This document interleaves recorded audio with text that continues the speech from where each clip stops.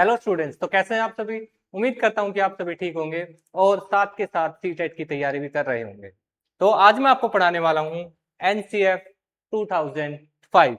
NCF की full form क्या होती है? National curriculum framework. आइए तो जानते हैं कि एनसीएफ 2005 क्या था।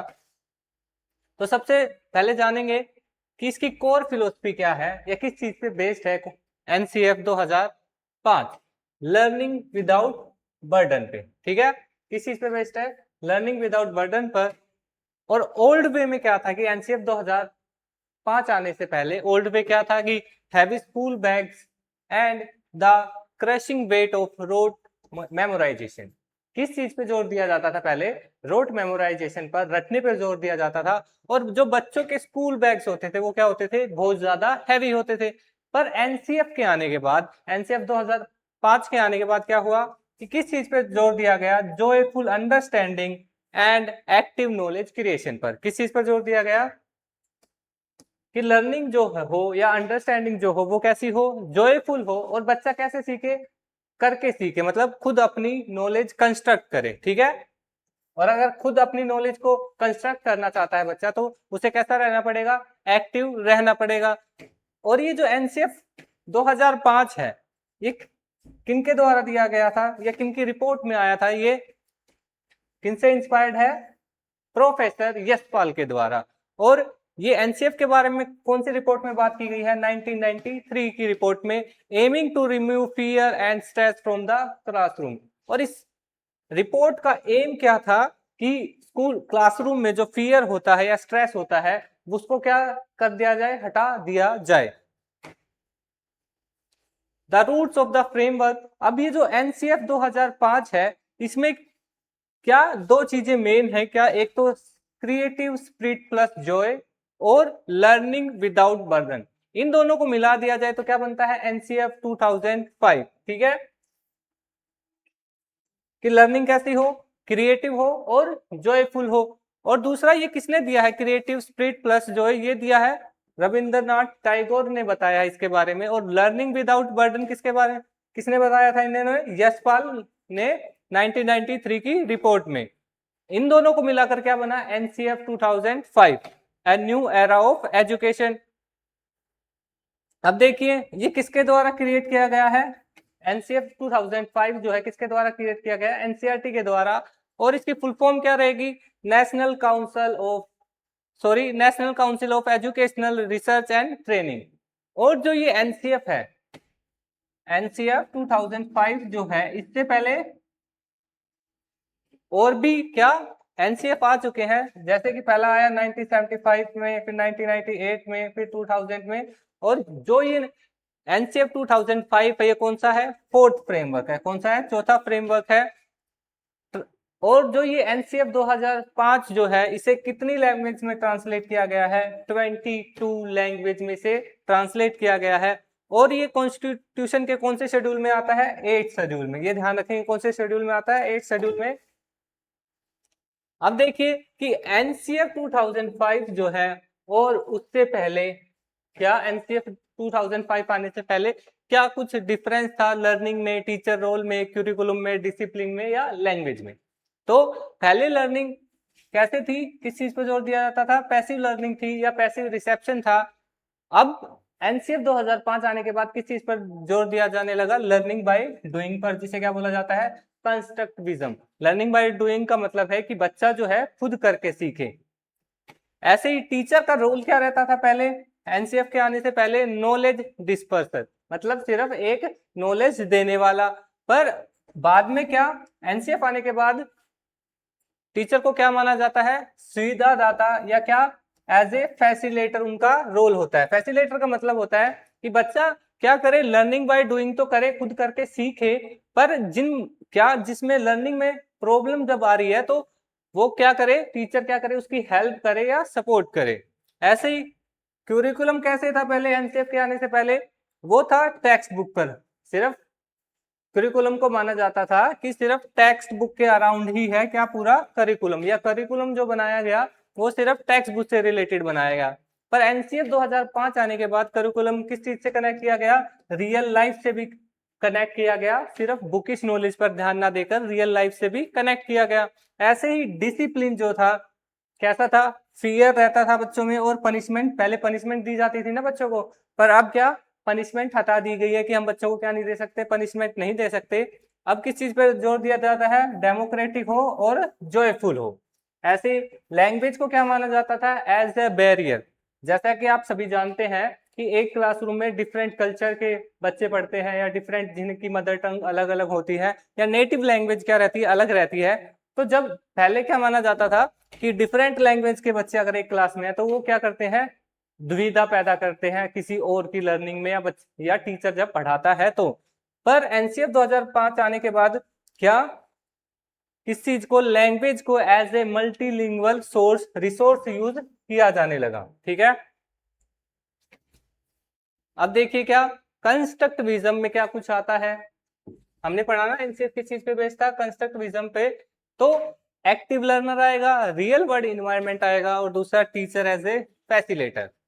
एक्टिव लर्नर, बच्चा क्या कर रहा है, खुद अपनी कंस्ट्रक्ट कर रहा है नॉलेज को, कैसे, एक्सप्लोर करके करके या एक्सपीरियंस के द्वारा। रियल वर्ल्ड इन्वायरमेंट क्या रहेगा, learning happens through social interaction and real life problem solving. Learning कैसे की जाएगी, इंटरेक्शन से, क्या सोशल इंटरेक्शन से, या रियल लाइफ प्रॉब्लम्स को सोल्व करके क्या लर्निंग की जाएगी। ऐसे ही टीचर एज ए फैसिलेटर होगा, प्रोवाइड अपॉर्चुनिटी प्रोवाइड करवाएगा किनको, स्टूडेंट्स को, उन्हें गाइड करेगा रेदर देन डिक्टेट, सिर्फ लेक्चर नहीं करेगा, बच्चे को क्या करेगा टीचर, गाइड भी करेगा। ऐसे ही एनसीएफ के क्या है, 5 गाइडिंग प्रिंसिपल है। कौन कौन से है वो, जैसे कि connect to life, rote learning को खत्म करना, सिर्फ टेक्स्ट बुक में ना रहना, beyond textbook, flexible exams होना चाहिए, और डेमोक्रेटिक क्या रहनी चाहिए, आइडेंटिटी रहनी चाहिए। आइए अब इन 5 चीजों के बारे में, या जो 5 पिलर्स दिए गए हैं या 5 प्रिंसिपल्स दिए गए हैं, इनके बारे में डिटेल में पढ़ते हैं। तो सबसे पहले क्या था, beyond the school walls, connect knowledge to life outside the school, कि सिर्फ बुक से रिलेटेड ना हो, बच्चे को अगर नॉलेज दी जाए तो सिर्फ बुकिश नॉलेज ना दी जाए, क्या उसे जो आउटसाइड वर्ल्ड है स्कूल के उससे भी रिलेट किया जाए या कनेक्ट करके पढ़ाया जाए। जैसे कि learning must be isolated, use daily activities, community resources and real world examples, so education has actual meaning in child life. अगर बच्चे को पढ़ाया जा रहा है तो क्या करवाया जाए, उसे एक्टिविटीज भी करवाई जाए, उसे रिसोर्स भी प्रोवाइड करवाए जाए, और जो एग्जाम्पल दिए जाए वो कैसे हो, रियल वर्ल्ड एग्जाम्पल हो। ठीक है, कि रियल लाइफ से रिलेटेड एग्जाम्पल दिए जाए, जिससे क्या होगा कि बच्चे को क्या लगेगा कि जो वो पढ़ रहा है उसका क्या है, एक एक्चुअल मीनिंग है। ऐसे ही सेकंड क्या है, the death of rote learning, rote learning को क्या करना, खत्म करना।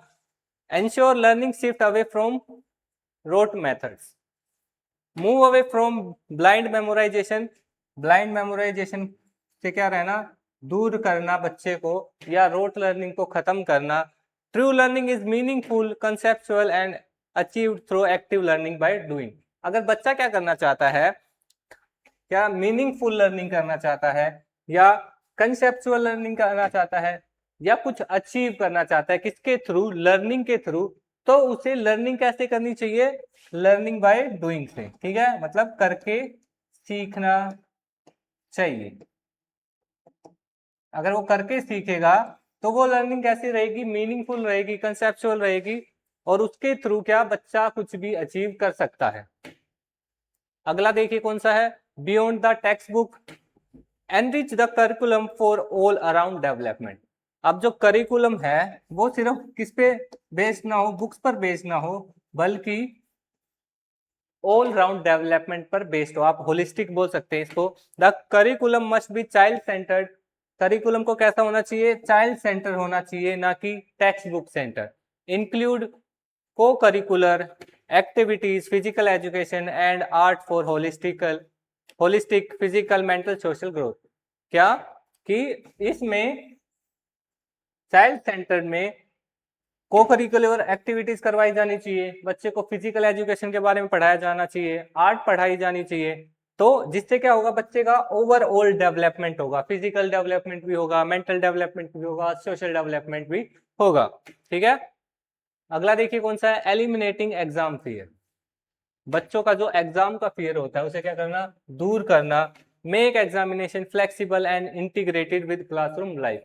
क्या कि एग्जामिनेशन को कैसा बनाया जाए, फ्लेक्सिबल बनाया जाए और इंटीग्रेटेड किया जाए किस चीज से, क्लासरूम लाइफ से। आइए समझते हैं।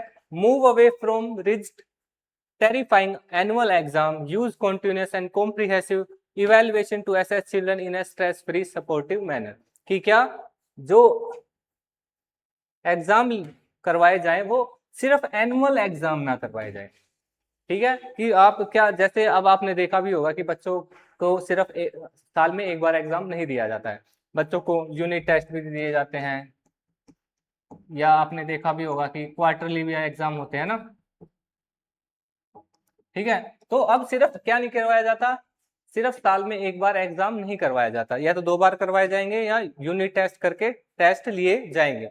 और क्या किया जाना चाहिए, साथ के साथ उनका कॉन्टिन्यूस एंड कॉम्प्रिहेंसिव इवेल्युएशन भी किया जाना चाहिए, ताकि इस चीज से क्या होगा, सीसी से क्या होगा कि हम पता कर सकेंगे कि बच्चे को लर्निंग अच्छे से हो पा रही नहीं है या नहीं, बच्चा किस चीज में डिफिकल्टी महसूस कर रहा है, तो हम क्या कर सके, उस प्रॉब्लम को सोल्व कर सके, या क्या कर सके, उस दुविधा को दूर कर सके, जिससे बच्चे को क्या होगा, स्ट्रेस फ्री एजुकेशन मिलेगी या लाइफ मिलेगी। अब देखिए अगला कौन सा है, creating citizens, nurture and overriding democratic and national identity. Education must instill national values, equality and caring concern for the country, ensuring students grow into responsible empathic citizen। अब बच्चों को क्या करना जाना चाहिए, वैल्यू सिखाई जानी चाहिए, सब क्या करें, एक सभी क्या है, सम्मान है, दूसरों की क्या केयर करें। ठीक है, caring concern for the country, अपने देश का क्या रखें, ख्याल रखें, और ensuring student grow with responsible, क्या उन्हें क्या, बच्चों को कैसा बनाया जाए, रिस्पॉन्सिबल बनाया जाए, और कैसा सिटीजन बनाया जाए, एम्पैथेटिक। ठीक है, कैसा सिटीजन बनाया जाए उन्हें, एम्पैथेटिक। ओके, आगे देखेंगे the new classroom environment. NCF 2005 के आने के बाद जो क्लासरूम का इन्वायरमेंट था वो क्या हुआ, चेंज हुआ। कैसे क्या चेंज हुआ कि पनिशमेंट को क्या हटा दिया गया, कि अब क्या नहीं दी जाएगी, बच्चों को कोई भी पनिशमेंट नहीं दी जाएगी, जैसे कि स्ट्रिक्ट फिजिकल और mental punishment is completely band, it creates fear not discipline. बच्चे में क्या, अगर उन्हें मेंटली हरास किया जाता है या फिजिकली हरास किया जाता है, पनिशमेंट दी जाती है, तो बच्चे में क्या डर पैदा होता है, ना कि वो डिसिप्लिन सीखते हैं। तो पनिशमेंट को क्या किया गया, बैन किया गया। Limited rewards, constant rewards create artificial motivation, use them only for specific milestone। जो बच्चे को रिवॉर्ड दिए जाते थे कि कुछ भी बच्चा कर रहा है तो सभी चीजों में क्या दिए जा रहे हैं, रिवॉर्ड दिए जा रहे हैं, तो उन रिवॉर्ड्स को क्या कर दिया गया, लिमिटेड कर दिया गया। क्योंकि अगर हम किसी भी बच्चे को भी क्या करेंगे, लगातार रिवॉर्ड दे रहे हैं ना, तो वो मोटिवेशन उसे जो मिल रहा है वो कैसा रहेगा, आर्टिफिशियल मोटिवेशन रहेगा। आर्टिफिशियल मोटिवेशन है तो क्या हो सकता है, कुछ टाइम के बाद खत्म हो सकता है। तो हमें बच्चों में किस टाइप का मोटिवेशन डालना है, इंटर्नशिप, इंटरनल मोटिवेशन, ताकि वो खुद करके सीखें या खुद उनमें पढ़ने की इच्छा पैदा हो। अगला, foster self discipline, create a democratic classroom where children feel safe, respected and motivated from within. क्या कि ऐसा क्लासरूम बनाना जिसमें बच्चे को क्या हो, बोलने की संपूर्ण आजादी हो, बच्चा क्या करे, सेफ फील करे, रिस्पेक्टेड फील करे और मोटिवेटेड फील करे। ठीक है, खुद से, तो उन्हें ऐसा एनवायरनमेंट दिया जाना चाहिए। द एरर अपॉर्चुनिटी लूप, अब जो बच्चा क्या करता है, गलती करता है, एरर करता है सीखते वक्त, तो error are crucial windows into a child thinking. अगर बच्चा क्या नहीं करेगा, एरर नहीं करेगा, तो वो सीखेगा कैसे, क्योंकि बच्चा क्या करता है, गलतियों से ही तो सीखता है ना। तो मिस्टेक्स आर नॉट फेलियर, तो बच्चा जो एरर करता है या गलतियां करता है वो क्या नहीं है, कोई फेलियर नहीं है। क्या नहीं है, कोई फेलियर नहीं है। They are a natural vital part of learning process. ये भी क्या है, एक एरर करना बच्चे का लर्निंग के टाइम, ये क्या है, एक पार्ट है किस चीज का, लर्निंग का। That show the teacher exactly how the children in constructing knowledge. जो क्या दिखाता है, अगर बच्चा क्या कर रहा है, एरर कर रहा है, तो ये वही दिखाएगा ना कि टीचर को कि बच्चा कैसे सीख रहा है या क्या कुछ गलतियां कर रहा है सीखते टाइम, ताकि टीचर क्या कर सके, उसे उन प्रॉब्लम्स को या उन एरर्स को ठीक कर सके। ठीक है, आगे देखिए क्या है क्लासरूम में, क्या multilingualism in the classroom, every children's home language and culture must be respected and utilised. जो क्या है, आपको पता होगा कि सभी क्लास में क्या होते हैं, डिफरेंट कल्चर्स के बच्चे आते हैं या डिफरेंट लैंग्वेज बोलने वाले बच्चे आते हैं, तो सभी लैंग्वेज को क्या या सभी कल्चर्स को क्या किया जाना चाहिए, रिस्पेक्ट की भावना से देखा जाना चाहिए या उसका रिस्पेक्ट की जानी चाहिए। ठीक है, मल्टीलिंग्विज्म is a resource and a teaching tool, never a barrier और अ प्रॉब्लम। मल्टीलिंग्विज्म क्या है, टीचर के लिए क्या है, एक रिसोर्स है। क्या है, एक रिसोर्स। क्या तीन टाइप की लैंग्वेज है, तो क्या उसे एज ए रिसोर्स यूज कर रहा है टीचर, ना कि टीचर के लिए क्या है, क्या वो कोई दुविधा नहीं है या प्रॉब्लम नहीं है। मल्टीलिंग्विज्म क्या है, एक रिसोर्स है टीचर के लिए और एक क्या है, टूल है। द थ्री लैंग्वेज फॉर्मूला, ये मल्टीलिंग्विज्म के बारे में ही है। The three language formula, the three language modern Indian language और इंग्लिश। सॉरी, सबसे पहले पढ़ेंगे फर्स्ट लैंग्वेज, फिर सेकंड लैंग्वेज, फिर थर्ड लैंग्वेज। अब फर्स्ट लैंग्वेज क्या रहती है, हम फर्स्ट लैंग्वेज को क्या बोल सकते हैं, मदर टंग बोल सकते हैं या नेटिव लैंग्वेज बोल सकते हैं या रीजनल लैंग्वेज।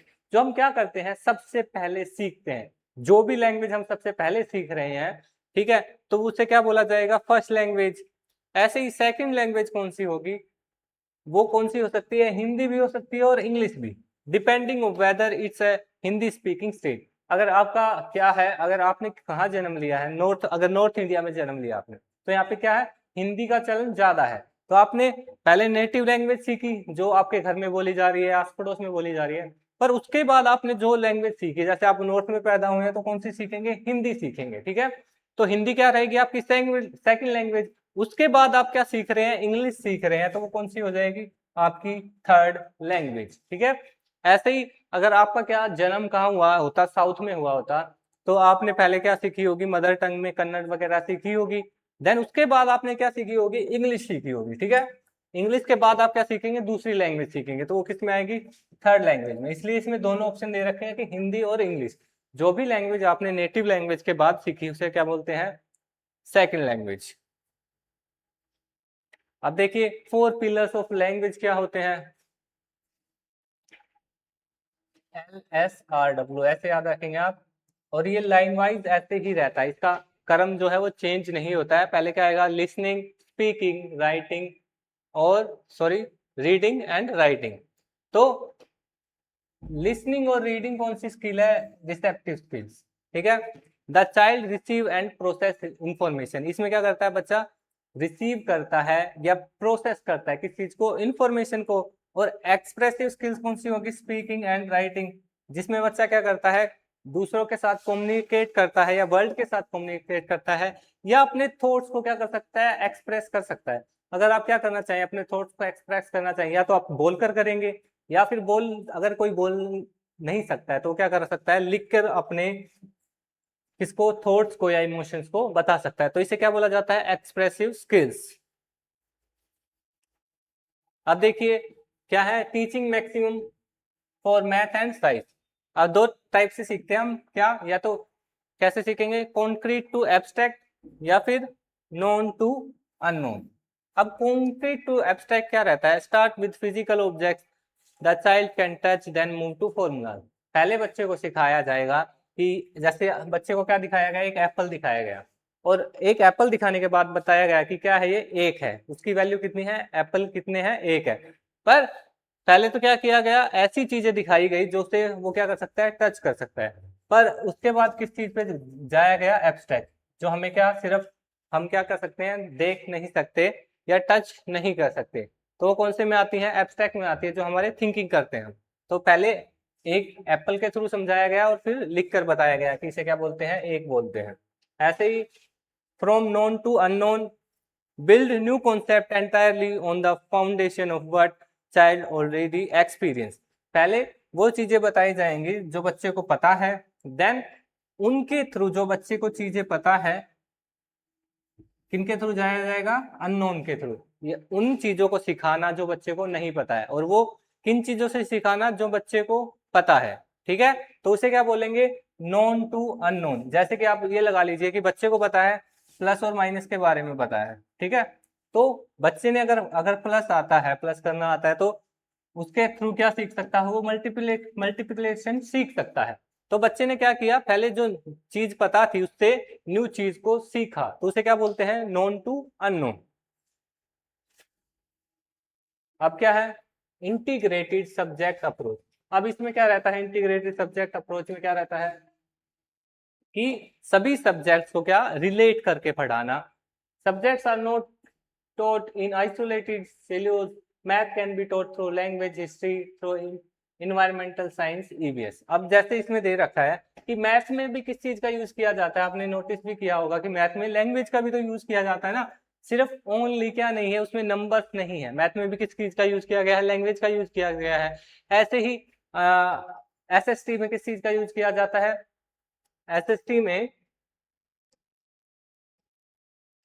साइंस भी आ जाती है ना, ईवीएस में आपने नोटिस किया होगा, ईवीएस में सोशल साइंस भी आ जाती है, कुछ फॉर्मूले आ जाते हैं। ऐसे ही knowledge has no rigid boundary. तो ये वही चीज है कि इंटीग्रेटेड लर्निंग का मतलब है कि सभी सब्जेक्ट को पढ़ाया जाए, वो भी कैसे, एक साथ या रिलेट करके पढ़ाया जाए। ठीक है, अगला कौन सा है, inclusive and democratic environment. Strict fear based discipline, punishment and artificial rewards are rejected। क्या, कैसा इन्वायरमेंट दिया जाना चाहिए बच्चे को, डेमोक्रेटिक हो, जॉयफुल हो, और क्या बच्चे को डर ना लगे, स्ट्रेस फील ना करे, तो ऐसा इन्वायरमेंट दिया जाना चाहिए बच्चे को। और बच्चे को पनिशमेंट ना दी जाए, रिवॉर्ड्स ज्यादा ना दिए जाए। Equal opportunity, zero discrimination and democratic classroom climate, इसे क्या बोलेंगे, इंक्लूसिव इन्वायरमेंट। अब इंक्लूसिव इन्वायरमेंट क्या होगा, जिसमें सभी को इक्वल अपॉर्चुनिटी दी जाए। ये नहीं है कि कोई बच्चा क्या है, डिसेबल है तो उसको अपॉर्चुनिटी कम दी जा रही है, या जो बच्चा काला है तो उसको कम अपॉर्चुनिटी दी जा रही है।